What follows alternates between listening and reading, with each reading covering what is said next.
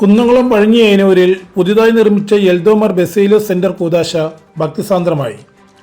ഞായറാഴ്ച വൈകിട്ട് 5:30 സന്ധ്യാപ്രാർത്ഥനയോടെ കൂദാശ ചടങ്ങുകൾ തുടങ്ങി സിംഹാസന പള്ളികളുടെയും മലകുരിശ് ദയറാധിപനുമായ കുര്യാക്കോസ് മാർ ദിയോസ്കോറോസ്, തൃശൂർ ഭദ്രാസനാധിപൻ കുര്യാക്കോസ് മാർ ക്ലീമീസ്, യെരുശലേം പാത്രിയാർക്കൽ വികാരി മാത്യൂസ് മാർ തിമോത്തിയോസ് എന്നീ പിതാക്കന്മാരുടെ കാർമ്മികത്വത്തിൽ കൂദാശ ശുശ്രൂഷകൾ നടത്തി.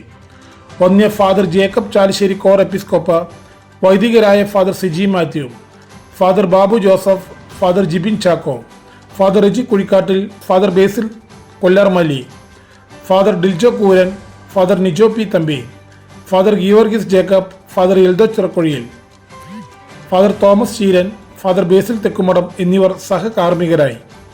മദ്ബഹ ശുശ്രൂഷകരും വിശ്വാസികളും നാനാജാതി മതസ്ഥർ എന്നിവർ പങ്കെടുത്തു. ബെസേലിയോസ് സെന്ററിന് സ്ഥലം നൽകിയ മൂസ, മികച്ച പ്രവർത്തനം നടത്തിയ പ്രിൻസൺ എന്നിവരെ മെത്രാപ്പോലീത്ത പൊന്നാടയണിയിച്ച് ആദരിച്ചു. തുടർന്ന് ശ്ലൈഹിക വാഴ്വ് അത്താഴഊട്ടിലും നാനാജാതി മതസ്ഥർ ഉൾപ്പെടെ ആയിരങ്ങൾ പങ്കെടുത്തു. കൂദാശയുടെ ഭാഗമായി വൈദ്യുത ദീപാലങ്കാരവും ബാൻസെറ്റ് വാദ്യവും ഫാൻസി വെടകറ്റും കൂദാശയെ പെരുന്നാൾ പ്രീതിയാക്കി.